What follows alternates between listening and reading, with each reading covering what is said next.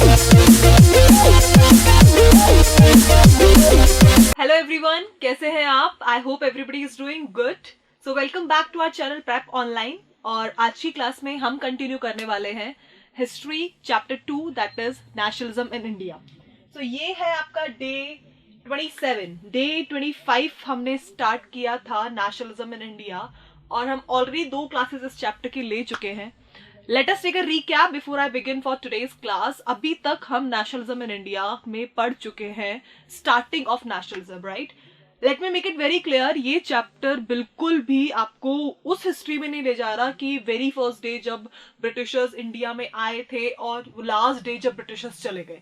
ऐसा कुछ हुआ भी नहीं था कि suddenly all the Britishers they went. We still have Anglo Indians, आपको पता है इस बारे में, राइट?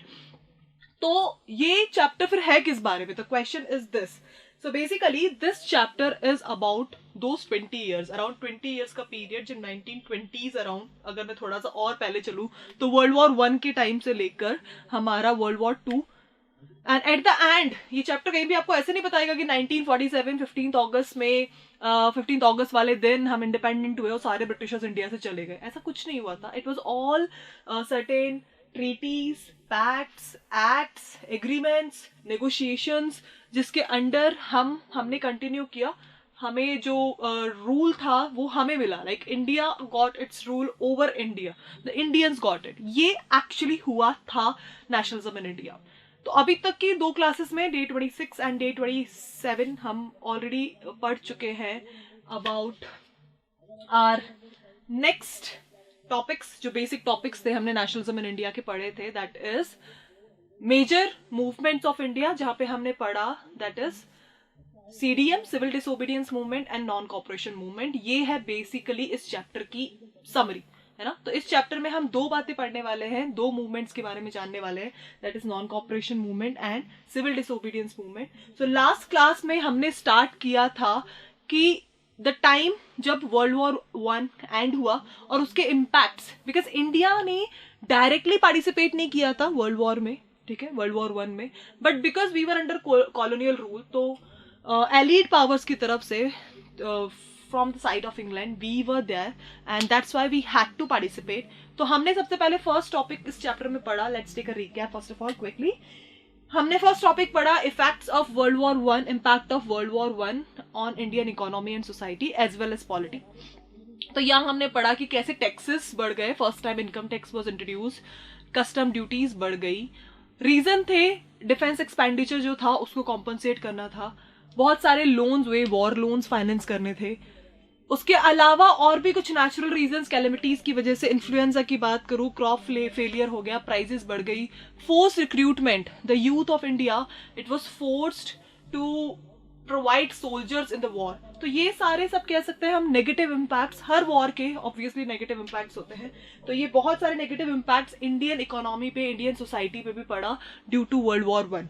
एंड उसके बाद फिर हमने स्टार्ट किया अपना कि इस सब का solution 1950, the year when Gandhi ji return to India. उन्होंने सिचुएशन देखी, वो ऑलरेडी अफ्रीका, इंग्लैंड में ऐसे मूवमेंट्स कर चुके थे अगेंस्ट अपार्थाइड एंड रेशियलिज्म. तो व्हेन ही केम, उन्होंने इंडिया की कंडीशन देखी एंड ही बिलीव्ड कि अगर कोई तरीका है जिसपे काम किया जा सकता है to get that good cause, उस गुड कॉज को अचीव करने के लिए, सो दैट इज सत्याग्रह. सत्याग्रह जो उनको लगा कि सबसे बेस्ट और परफेक्ट तरीका है, एंड दैट्स व्हाट आग्रह ऑफ सत्य following truth, the basic ideology truth and non violence. तो उनको लगता था कि अगर आपका कॉज करेक्ट है तो आपको फिजिकल वायलेंस की या मेंटल हैरेसमेंट की जरूरत नहीं है. You can achieve it with Satyagraha even ना, आप उस तरह से भी वो अचीव कर सकते हैं. और इसी रेफरेंस में हमने पढ़े थे 3 satyagraha. We have already read about satyagraha 1, satyagraha 2, satyagraha 3. तो 3 सत्याग्रह हम लोग पढ़ चुके हैं. दैट इज फर्स्ट सत्याग्रह हमने पढ़ा 1916, 17 और 1918. 3 इयर्स के सत्याग्रह हमने पढ़े. फर्स्ट वाला that was in this Champaran Bihar because of plantation workers. Second हमने पढ़ा था that is Kheda Gujarat for again the farmers over there, and the last one that is in Gujarat only, Ahmedabad, जहाँ पे कॉटन मिल वर्कर्स ने किया था ये सत्याग्रह. So ये 3 सत्याग्रह आपके theory as well as map part के लिए दोनों के लिए इंपॉर्टेंट है बेटा.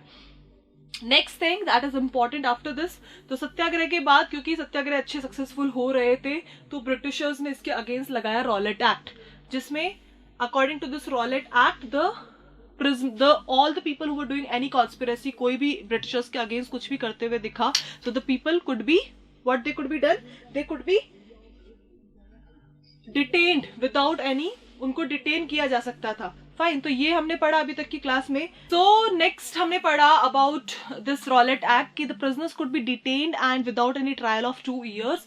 तो ये इस चीज को रोकने के लिए गांधी जी ने हड़ताल स्टार्ट करी, बट इस हड़ताल के against a strict law, a more strict law was pass, that was martial law. So martial law के अकॉर्डिंग तो it could be like people doing any conspiracy meetings and mass movement जितने भी हो रहे थे उनके against they could be shoot, उनको मार दिया जा सकता था without any warning any such. तो ये मार्शल लॉ इम्पोज हो चुका था और इसी के रेफरेंस में हमने पढ़ा जलियांवाला बाग इंसिडेंट्स। जलियांवाला बाग इंसिडेंट्स में हमने क्या पढ़ा था, that it was the day of Baisakhi. बहुत से लोगों को पता भी नहीं था कि मार्शल लॉ लगा हुआ है। तो हुआ क्या उस रेफरेंस में, जब ये चीज हुई व्हेन दिस हैपेंड, तो that was day of Baisakhi. Jallianwala Bagh पूरा जो ग्राउंड था बड़ा, वहां पे there was hundreds of people and suddenly general Dyer he entered और उन्होंने कर दिया, बिकॉज ऑफ मार्शल लॉ उन्होंने कर दिया डिक्लेयर कि ओपन शूट करो इनको, and he closed all the exit points. उसके बाद इसको बेसिकली इसका पर्पस था to create a feeling of awe and terror, लोगों में एक डर बैठ जाए about it, but it didn't happen. लोगों ने रिबेल किया, ब्रिटिशर्स ने और ब्रिटल तरीके अपनाए उनको सप्रेस करने के, दबाने के।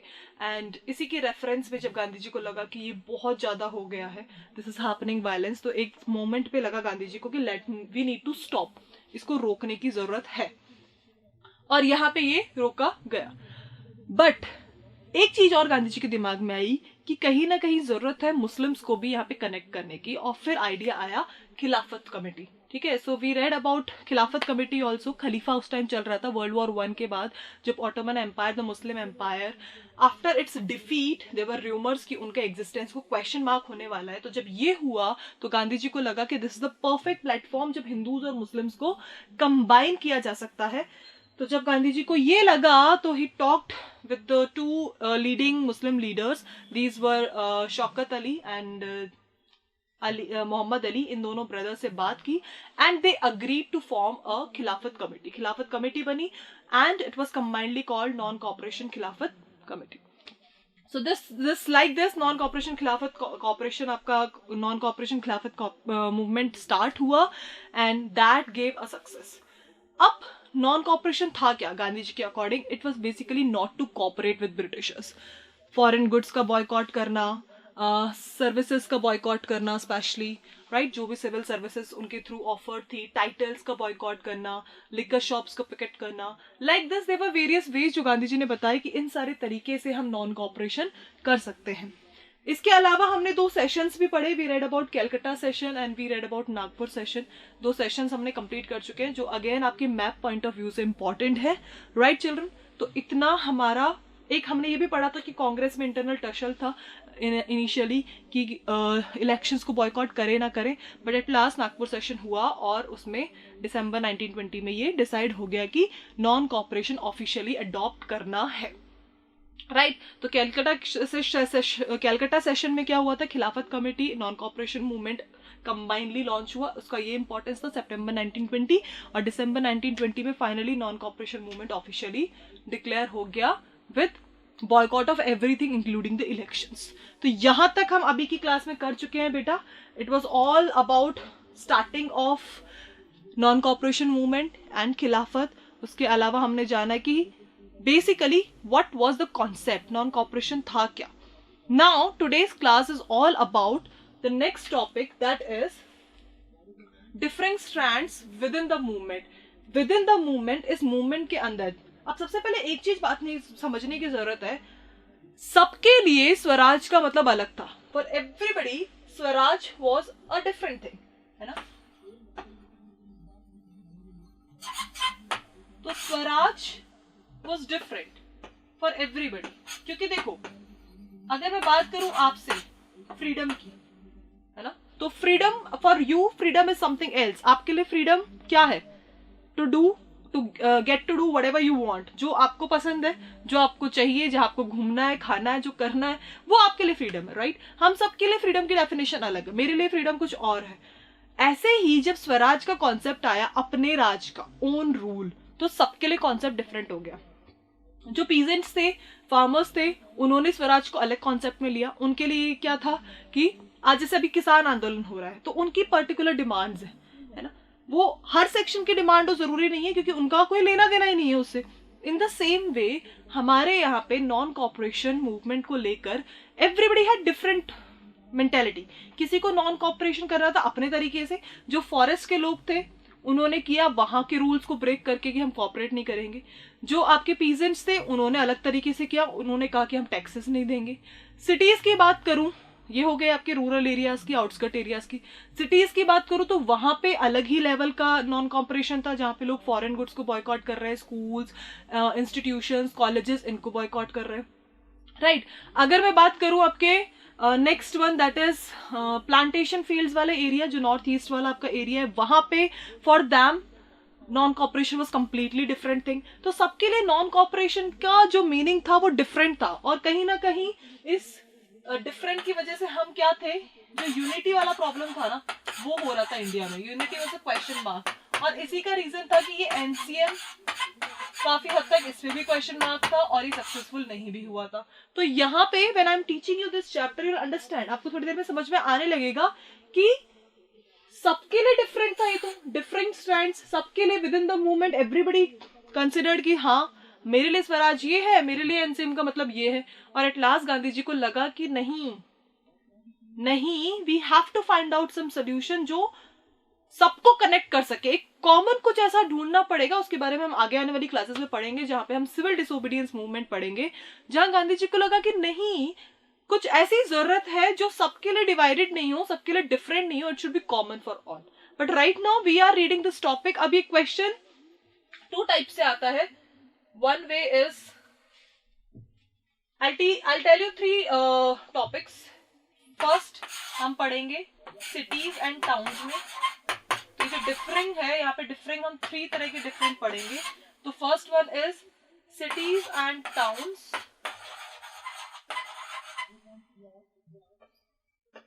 Next that is in country side,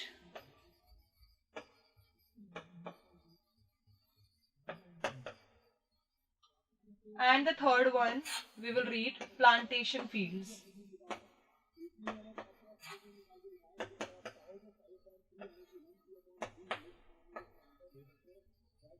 अभी कंट्री साइड में फर्दर डिवाइडेड है, एक है आपका tribal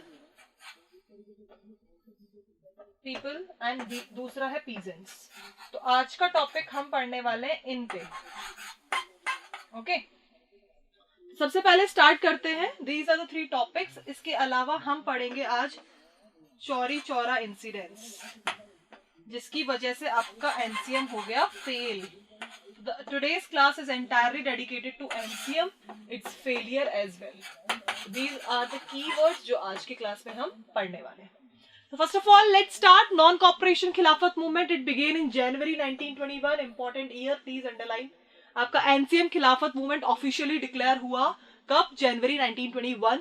various social groups participated in this movement, बहुत डिफरेंट कैटेगरी, जैसे मैंने आपको बताया, सिटीज में लोगों ने अलग तरीके से पार्टिसिपेट किया, कंट्री साइड में ट्राइबल्स ने अलग किया, पीजेंट्स ने अलग किया, प्लांटेशन फील्ड्स में जो प्लांटेशन वर्कर्स थे उनके लिए मेंटालिटी स्वराज को लेकर और एनसीएम को लेकर बिल्कुल डिफरेंट थी, right? So in the same way हम पढ़ने वाले that various social groups participated in this movement, each with its own specific aspiration. That's what I told you. सबकी अलग ही अपनी एस्पिरेशंस थी, नीड्स थी, वांट्स थी, इच्छाएं थी एनसीएम को लेकर, right? All of them responded to the call of swaraj. सबने कहा हाँ अपना राज चाहिए, स्वराज चाहिए, अपना टाइम चाहिए, but the term meant different things to different people. लेकिन हर किसी के लिए स्वराज का मतलब डिफरेंट था। किसी के लिए स्वराज का मतलब था उसको टैक्सेस ना पे करने पड़े, किसी के लिए स्वराज का मतलब था उसको फ्रीडम मिले, कोई ऑब्लिगेशंस, कोई रिस्पॉन्सिबिलिटीज ना हो, freedom to move, freedom to travel, right? तो सबके लिए स्वराज का मतलब अलग अलग था, और यही हम आज पढ़ने वाले हैं in these 3 categories. So let us start with the very first category, of today.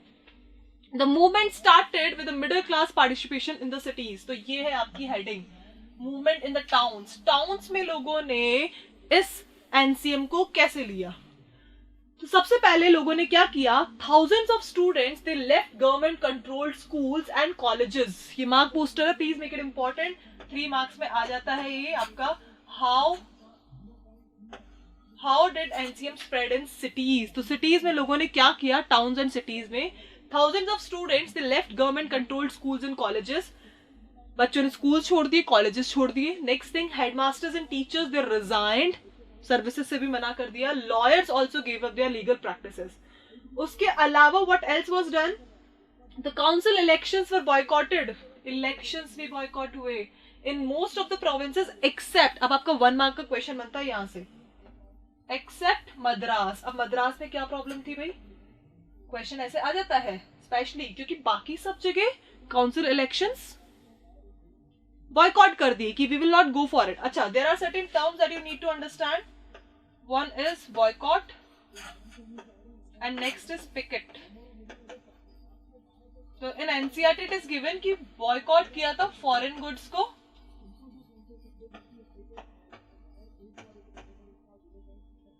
जिसमें भी स्पेशली क्लोथ, एंड पिकेट थी आपकी liquor shops.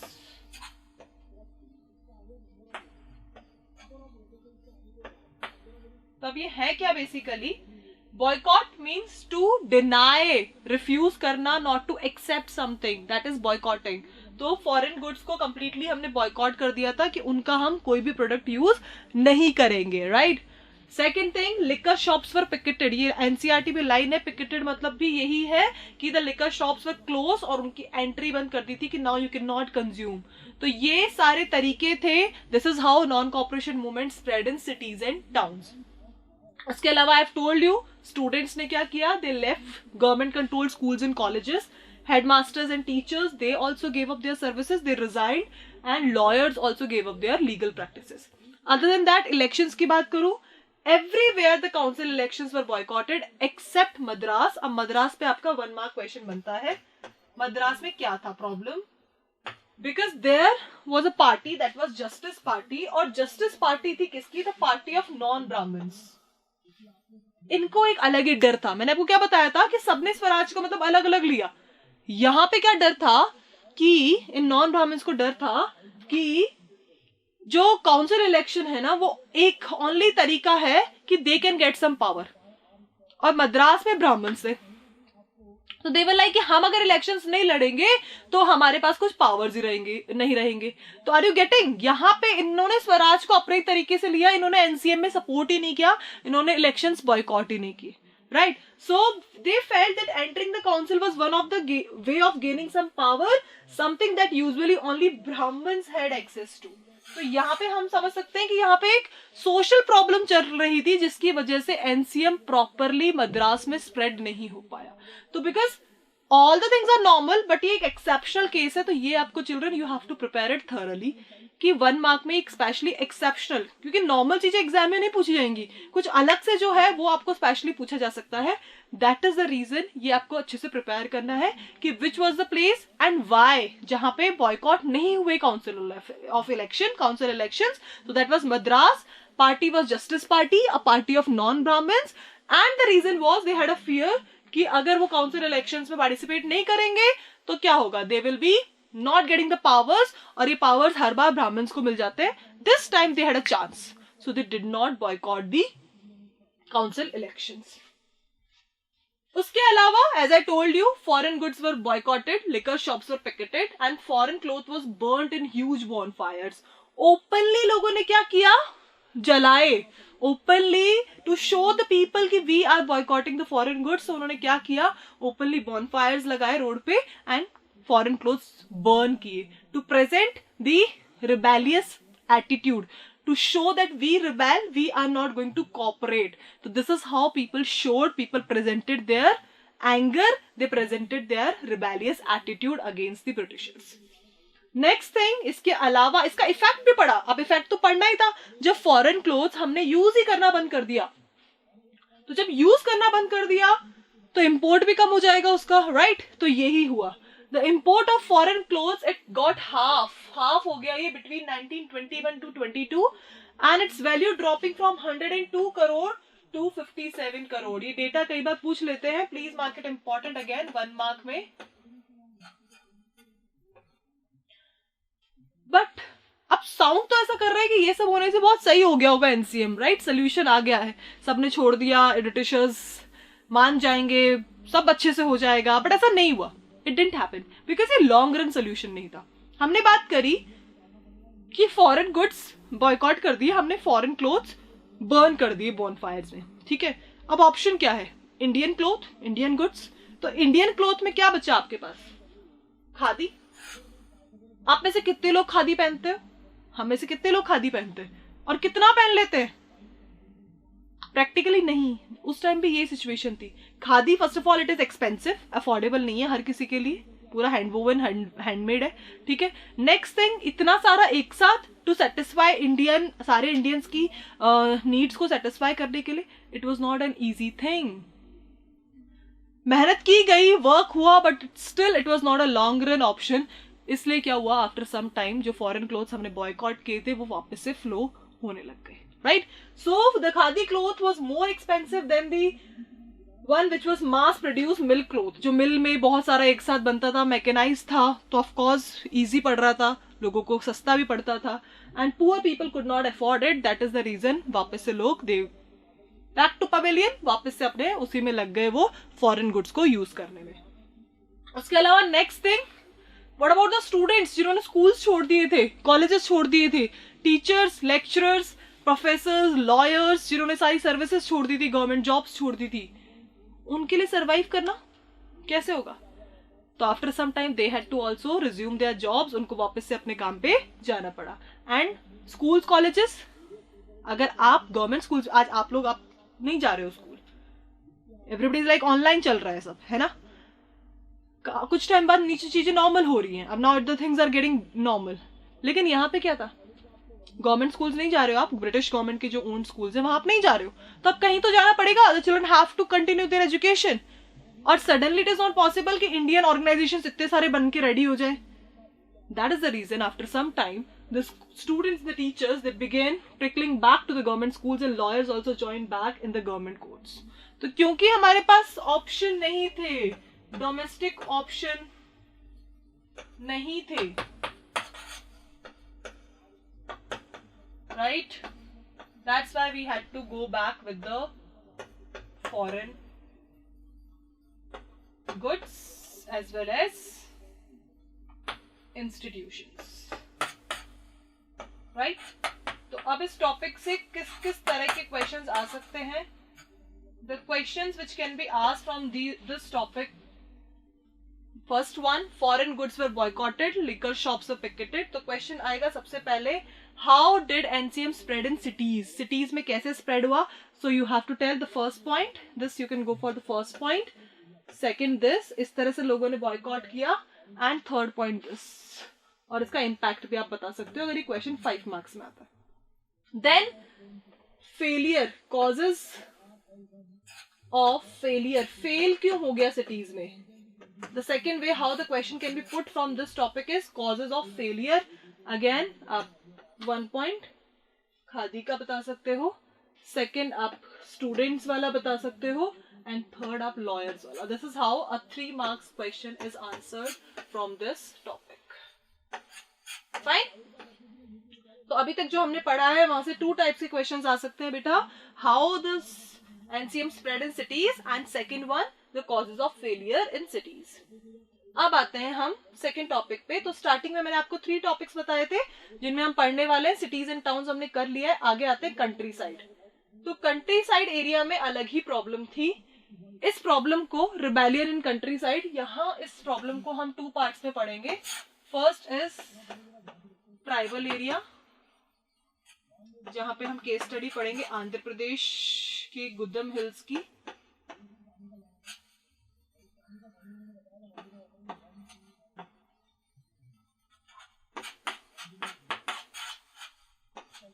And next is peasants, farmers की प्रॉब्लम पढ़ेंगे हम कंट्री साइड एरिया में. That was in Awadh. Okay, तो ये दो केस स्टडी करने वाले हैं, दोनों पे ही सेपरेटली क्वेश्चंस आ जाते हैं, कभी ट्राइबल पे पूछ लेते हैं। अच्छा, दोनों जगह हम लोग एक एक कैरेक्टर रोल, एक एक कैरेक्टर का नेम भी पढ़ेंगे। ट्राइबल में the person was Raju, I am giving you short name, इनका complete name was Alluri Sitaram Raju. And peasants में है आपके बाबा रामचंद्र। ओके, तो I have given you in brief. अगर आप ऐसे केस स्टडी समझ के टॉपिक्स प्रिपेयर करेंगे as a story, if you will understand, आपको इजी रहेगा। तो सबसे पहले स्टार्ट करते हैं हम हमारा पीजेंट्स वाला case study. So place was Awadh, और यहाँ पे प्रॉब्लम क्या थी पहले तो ये समझो। यहाँ पे प्रॉब्लम थी लोगों का, क्योंकि peasants are there, they had to pay taxes, तो बहुत रेवेन्यू देना पड़ता था, रेंट देना पड़ता था, फोर्स रिक्रूटमेंट होता था, जबरदस्ती उनको वर्क करना पड़ता था, बेगार करनी पड़ती थी। They had to work but they were not paid for it, तो इसे बेगार कहते हैं। These were the normal problems with the people, जो सबसे कॉमन थी अवध के एरिया में। एंड इसके against there was a person over there that was Baba Ramchandra. So Baba Ramchandra, he was a sannyasi who had earlier been to Fiji as an indentured labor. Endangered क्या होता है? Labourer on contract. तो contract पे ये पहले Fiji में labourer थे, उसके बाद वो इंडिया में आके सन्यासी बन गए थे।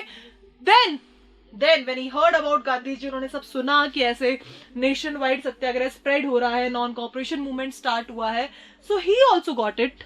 ही, उनको भी समझ में आया कि वाई नॉट इन अवध, क्यों नहीं हम भी फाइट करें, right. And this is how, जैसा कि मैंने बताया, सबके लिए स्वराज का मतलब अलग अलग था। किसी ने स्वराज को कैसे लिया, किसी ने कैसे लिया। तो यहाँ पे लोगों ने स्वराज को कैसे लिया कि हम टैक्सेस पे नहीं करेंगे, हम रेवेन्यू नहीं देंगे, हम रेंट नहीं देंगे, हम जबरदस्ती जो हमारी बेगार करवाई जा रही है, we will not do this. This was perception of swaraj for them. तो पीजेंट्स ने कैसे लिया? The movement here was against taluqdars and landlords. दो लोगों के बीच अगेंस्ट था, ब्रिटिशर्स के अगेंस्ट नहीं था, जबकि गांधी जी ने स्टार्ट किया था अगेंस्ट ब्रिटिशर्स। यहाँ लोगों ने इसको इस तरह से लिया। They demanded from peasants exorbitantly, means very high, extraordinary high rents and a variety of other cesses. Cesses means taxes. तो बहुत सारा रेंट पे करना पड़ता था उनको और बहुत सारे टैक्सेस देने पड़ते थे। तो बेसिकली अवध में एनसीएम का मतलब क्या माना गया? रेवेन्यू और रेंट्स ना पे करो, that is NCM. Peasants had to do begar. Begar means non-paid. They were not paid for their work. And the work at landlords' farms without any payment. This was begar. ये थी problem, ठीक है। उन्हें चाहिए क्या था? ये है आपकी, these were the demands. तो डिमांड्स क्या थी? जो प्रॉब्लम है उसी का सोल्यूशन कर दो, वो डिमांड थी। So the peasant movement demanded reduction of revenue, taxes कम करो हमारे, अबॉलिशन ऑफ बेगार, बेगार बंद करो, and social boycott of oppressive landlords. ये भी प्रॉब्लम है थी, जो लैंडलॉर्ड्स की कई बार ऐसी पॉलिसीज होती थी where they were harassed, they were oppressed, they were suppressed. इन सब लैंडलॉर्ड्स को हम एक्सेप्ट नहीं करेंगे any more. This was the problem and the demands in area of Awadh. Solution क्या निकाला भाई इसका? The solution was taken by Jawaharlal Nehru.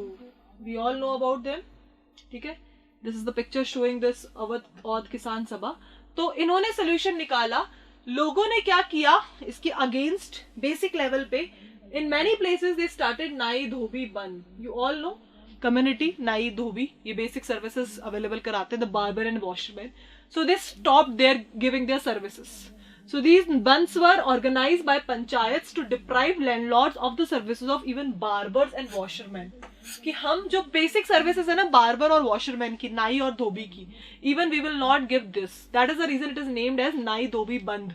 बंद कर दिया, जैसे भारत बंद होता है, बंद means not to work, right. तो नाई और धोबी, the washerman and barber, they stopped working for these landlords and rendering service to them. Next thing, अब कुछ बड़े लेवल पे करना था, तो जवाहरलाल नेहरू ने किया। इन जून 1920 Jawaharlal Nehru began going around the villages in Awadh, talking to the villagers and trying to understand their grievances. उनकी प्रॉब्लम समझनी चाहिए जवाहरलाल नेहरू ने। गांव-गांव में गए वो अवध में। बाय अक्टूबर बनाई गई एक औद किसान सभा। It was set up, headed by Jawaharlal Nehru, Baba Ramchandra and few other leaders. I told you about Baba Ramchandra. He himself was a sannyasi. तो वो भी इसमें साथ में लीडर थे और उनके साथ ये औद किसान सभा बनी। The peasant movement, however, developed in forms that the Congress leadership was unhappy with. Initially it was all about non violence, सिर्फ बातें हो रही थी, डिस्कशंस होते थे, नेगोशिएशंस होते थे, the demands were put, but gradually it turned out to be violent. As the movement spread in 1921 में ये जब movement spread होने लगा, that was in June 1920 when it was framed, और 1921 में ये spread होने लगा, the houses of Talukdar and merchants were attacked, उन पे attacks हुए, bazaars were looted, लूट की गई, and the grain hoards were taken, hoards मतलब stock, जो इन लैंडलॉर्ड्स और तालुकदार के घरों में स्टॉक था ग्रेन का, that was also taken over, वो भी लूट लिया गया. So you can understand, Gandhi ji never believed in this. Gandhi ji को ये मेथड पसंद ही नहीं था, बट उनके नेम से ये मेथड यूज किया गया अवध में. दैट ग्रेजुअली टर्न्ड आउट, चीजें बिल्कुल डिफरेंट होने लगी, जो एक्सपेक्टेड था वैसा नहीं हुआ. तो जैसे सिटीज में फेलियर बन गया था एक अलग रीजन, यहाँ पे फेलियर एक अलग रीजन बना. In many places, local leaders told peasants that Gandhi ji had declared that no tax were to be paid. एक रूमर स्प्रेड हो गई कि गांधी जी ने क्या बोला है कि टैक्स देने की कोई जरूरत ही नहीं है. And land was to be redistributed among the poor. जैसे सोशलिज्म में हुआ था, तो गांधी जी के नेम से ये बोल दिया गया कि जितनी भी लैंड है वो रिच लैंडलॉर्ड से, मर्चेंट से, तालुकदार से लेकर पुअर पीपल में डिस्ट्रीब्यूट हो जाएगी. सो व्हेन ये गांधी जी के दिमाग में आया, तो इट वाज लाइक कि दिस इज ऑल रॉन्ग, ये तो कभी हो ही नहीं रहा था. Gandhi ji wanted to talk, rebel करना था, but in a peaceful way, not in a violent way, right. And this is how the name of Mahatma was being invoked to sanction all the actions and aspiration. तो बिना किसी reason के गांधी जी का name use हुआ, violence spread हुआ, bazaars were looted, grain hoards were taken over and the merchants were attacked. Gradually Gandhi ji का support इसके लिए खत्म हो गया. जिस तरीके से, जिस मोटो के लिए एनसीएम स्टार्ट हुआ था, that what was the objective, was actually not happening. तो जब ये स्प्रेड हो गया हर जगह, तो that was the time to give it a halt, और ये हुआ. तो दिस इज हाउ, अगर मैं बात करूं तो ट्राइबल एरिया में चीजें हो चुकी थी इस तरह से. सॉरी, पीजेंट्स वाली केस स्टडी में हमने पढ़ा कि after this now it was the time of tribal.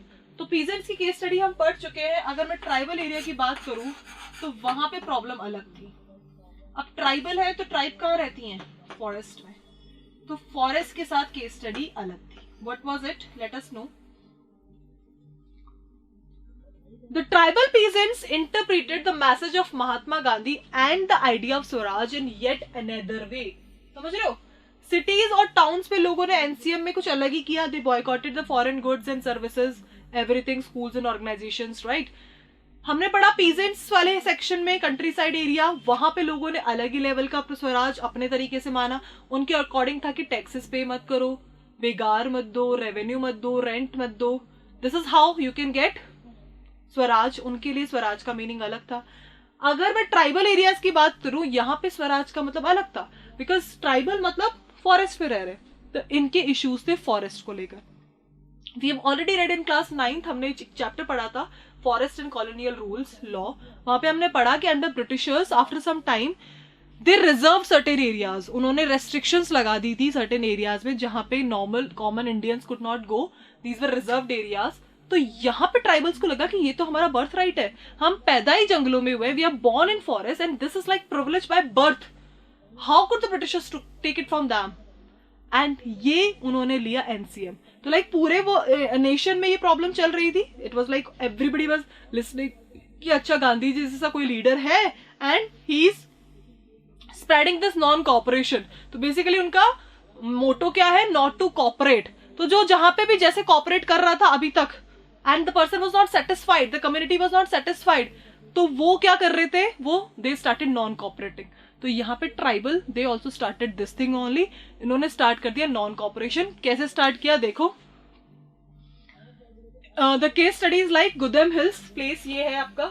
Okay, so in the Gudem hills of Andhra Pradesh for example a militant guerrilla movement ये चल रहा था. गुरिल्ला वॉरफेयर आप जानते हो, छुप के, हिडन अटैक्स जो होते हैं. That was spread in the early 1920s, जो कि it was not a form of struggle that the Congress could approve, क्योंकि ये तो क्या है? फिजिकल वायलेंस है. वो गांधी जी और कांग्रेस बिल्कुल अग्री नहीं करते थे, राइट? बट उनके नेम से ये किया गया. अब किसने किया? Let us know.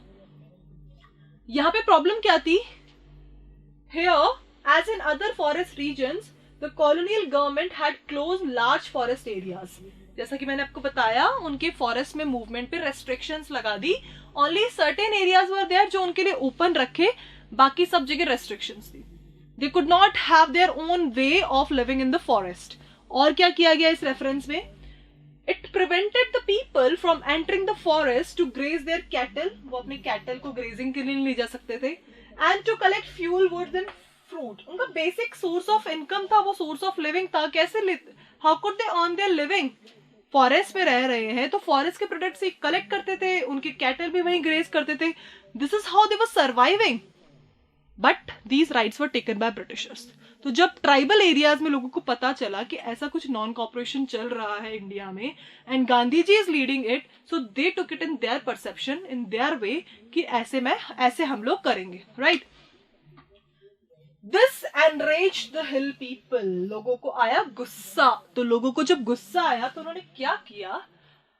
एक बने उनके लीडर. ये है इनकी पिक्चर, आपकी एनसीईआरटी में नहीं दी हुई है, बट आई वांट आप देखो इनको. He is a very interesting figure. जैसे हमारे लोक डिटेल्स होते हैं, like we have Baba Ramdev, Goga ji Rajasthan में है. लाइक बेसिकली ये बहुत बड़े लीडर्स नहीं होते. That is very true. जब हम इंडियन नेशनलिज्म की बात करते हैं तो हम गांधी जी, जवाहरलाल नेहरू, हम बड़े बड़े लीडर्स की बात करते हैं, राइट? लेकिन if you go to these areas, उनकी फोक टेल्स जानोगे, स्टोरीज जानोगे, तो विल कम टू नो कि even in these smaller areas छोटे छोटे फोक हीरोज रहे हैं, and they have actually done achievements. उन्होंने अचीव किए हैं बहुत सी चीजें. They have fought at a smaller level, but किया है fight. He is amongst them. यही उनमें से एक है अलूरी सीताराम राजू, जिनका आज भी गुदेम हिल्स आंध्र प्रदेश में इस तरह की एक स्टैच्यू लगी हुई है. He is worshipped as a folk deity over there. तो ऐसा क्या किया था उन्होंने? जैसा मैंने आपको स्टार्टिंग में बताया था, we will read about 2 characters in this topic. हमने ऑलरेडी पढ़ लिया है Baba Ramchandra with reference to Awadh. अब Gudem hills Andhra Pradesh tribal area के रेफरेंस से हम पढ़ेंगे अलूरी सीताराम राजू, जिन पे क्वेश्चन आ जाता है. तो जानते हैं इन्होंने क्या किया था. Alluri Sitaram Raju claimed that he had a variety of special powers. तो थोड़ा सा इसलिए भी इंटरेस्टिंग है क्योंकि लगता था लोगों को ना कि उनके पास सुपर पावर्स है, और वो भी क्लेम करते थे. और किस तरह के super powers? He could make correct astrological predictions कर सकते थे पहले से, भविष्यवाणी, एंड वो सही भी हो जाती थी. तो may be he had some special powers. He could heal the people. He had the capability of healing the people. वो gifted थे वो. And he could survive even bullet shots. ये थोड़ा सा लाइक ऐसा लगता है कि कैसे, बट हमारी जैसे कि हमारी स्टोरीज होती है ना पुरानी, वहीं से जो हमें डेटा मिला है उसके थ्रू में पता चला है कि बुलेट शॉट्स भी उनको वो सर्वाइव कर लेते थे. गॉड नोज इसमें कितनी सच्चाई है, बट दिस इज व्हाट उनके बारे में बोला जाता है आज भी बुक्स में. नेक्स्ट थिंग, तो राजू के पास, अलूरी सीताराम राजू के पास इतनी सारी क्वालिटीज थी. ओके, कैप्टिवेटेड बाय राजू, लोगों ने इनको बना दिया लीडर कि आप फाइट करोगे हमारे साइड से.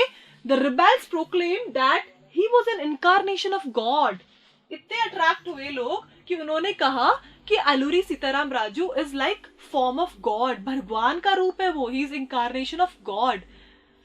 So when Raju talked of the greatness of Mahatma Gandhi, this Alluri Sitaram Raju, he was also a great, we can say he was motivated by Gandhi ji, and certain, except violence और non violence वाले topic को छोड़ दूं तो बाकी सारी qualities वो गांधी जी की फॉलो करते थे. Like he was inspired by non-cooperation movement and he persuaded people to wear khadi पहनने के लिए, and to give up drinking, alcohol give up करने के लिए वो इंस्पायर करते थे लोगों को.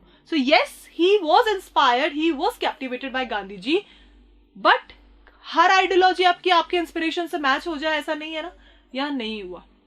But at the same time he asserted that India could be liberated only by the use of force. जब तक लड़ेंगे नहीं, फिजिकल वायलेंस नहीं होगा, अटैक नहीं करेंगे सामने जाके, तब तक हमें फ्रीडम नहीं मिल सकता था. ये सोच थी अलूरी सीताराम राजू की, जो कि कांग्रेस लीडर्स की नहीं थी, स्पेशली गांधी जी की. राइट, तो आप नाउ वी कैन अंडरस्टैंड ना, धीरे धीरे आपको समझ में आ रहा होगा कि ट्राइबल एरियाज में भी फिर किस प्रॉब्लम से आपका नॉन कॉपरेशन मूवमेंट बंद हो गया. ठीक है, तो आगे चलते हैं. नेक्स्ट थिंग,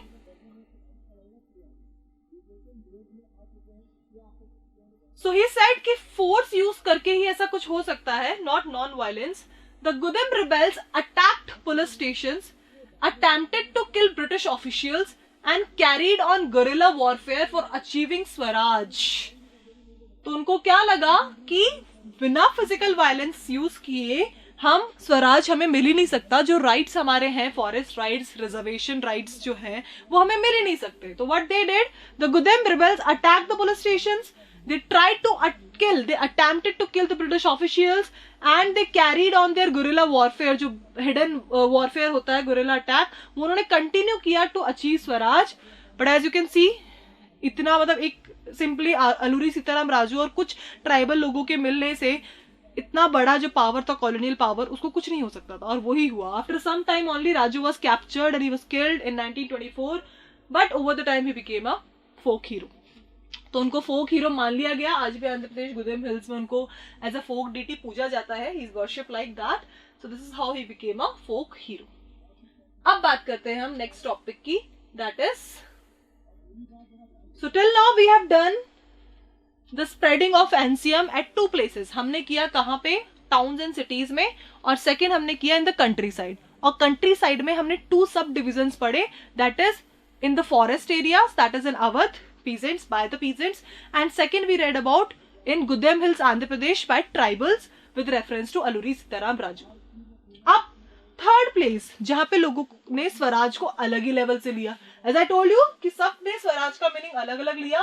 तो प्लांटेशन फील्ड्स में जो ये लोग हैं, स्पेशली आसाम की बात करूं, वहां पे एक अलग प्रॉब्लम थी। तो पहले प्रॉब्लम जानते हैं, फिर जानते हैं कि लोगों ने इसका सोल्यूशन क्या निकाला और उनके लिए स्वराज का मतलब क्या था। So the workers of plantation, they had their own understanding of Mahatma Gandhi and notion of Swaraj। उनकी एक अपनी ही अंडरस्टैंडिंग थी गांधी जी को लेकर और स्वराज को लेकर। क्या थी understanding? For plantation workers in Assam, freedom meant the right to move freely in and out of confined space। उनके लिए क्या था इसका मतलब कि जिन प्लांटेशन फील्ड्स में वो वर्क कर रहे हैं वहां से वो फ्रीली बाहर जा सके, आ सके। Nobody should have, like, there should be no restrictions on them. Whenever they want to leave, they can get it. They can go to their home. They can work from their home. ये उनकी demands थी, but actually उस time पे लगा हुआ था inland emigration act. ये क्या था, लेट अस अंडरस्टैंड। इससे आता है आपका 3 मार्क्स का क्वेश्चन, चिल्ड्रन।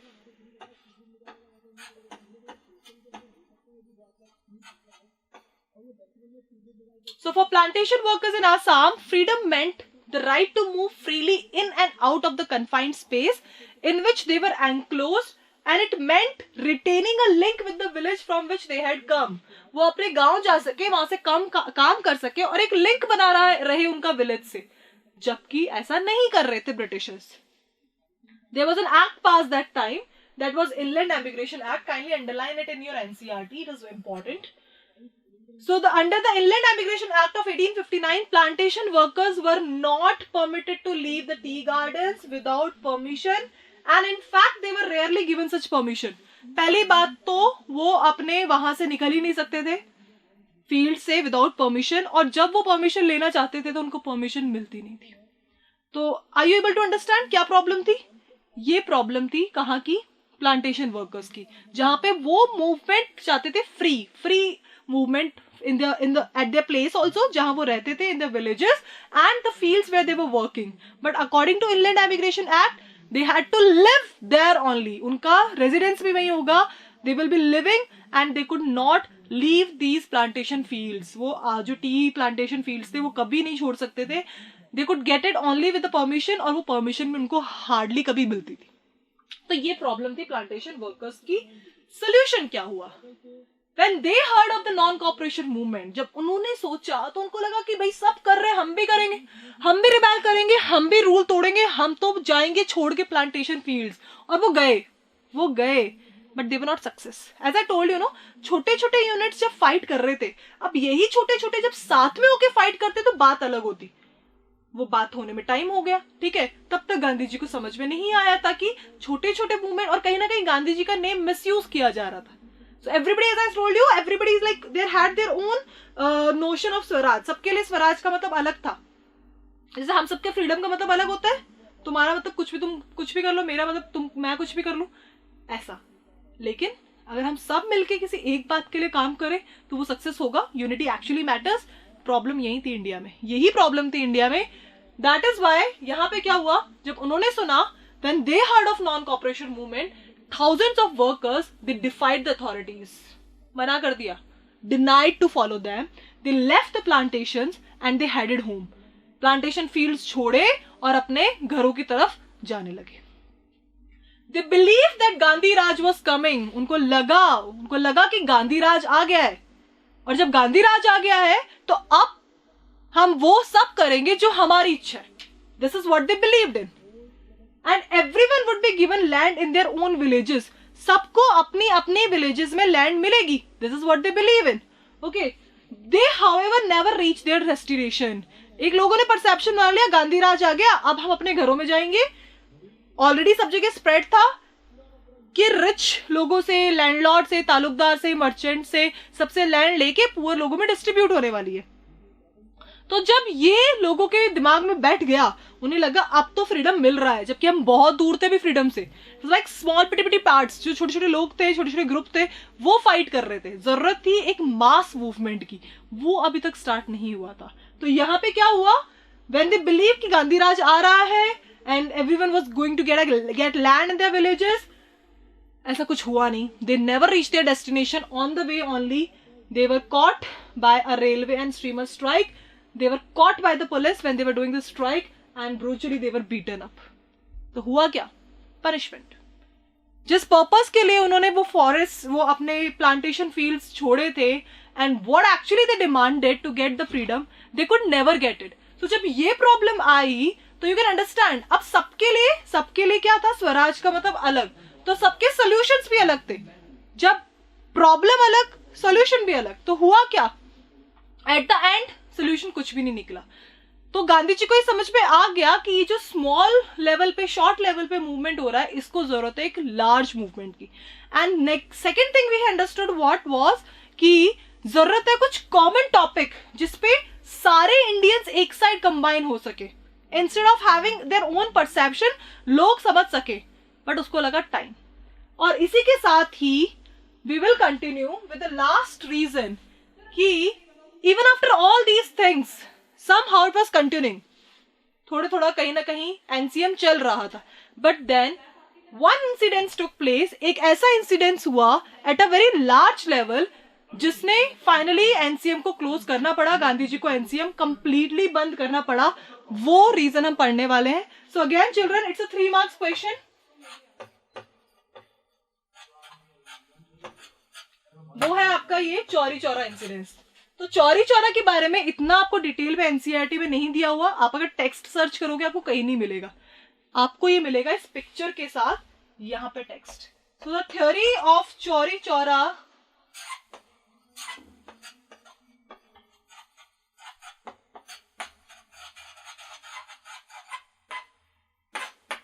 अच्छा, ये क्वेश्चन आपका मैप के लिए भी इंपॉर्टेंट है, because the question comes like mark the place will be already marked, identify the place where one incident took place जिसकी वजह से non cooperation movement was completely stopped, right? तो यही वो इवेंट था.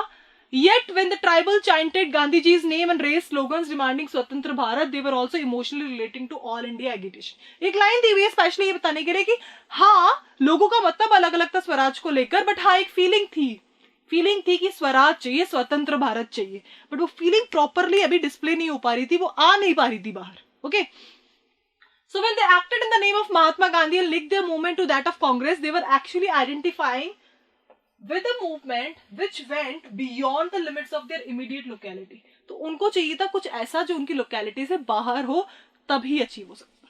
अब बात करते हैं ऐसा क्या इंसिडेंस हुआ. सो इट वाज 1922 का टाइम.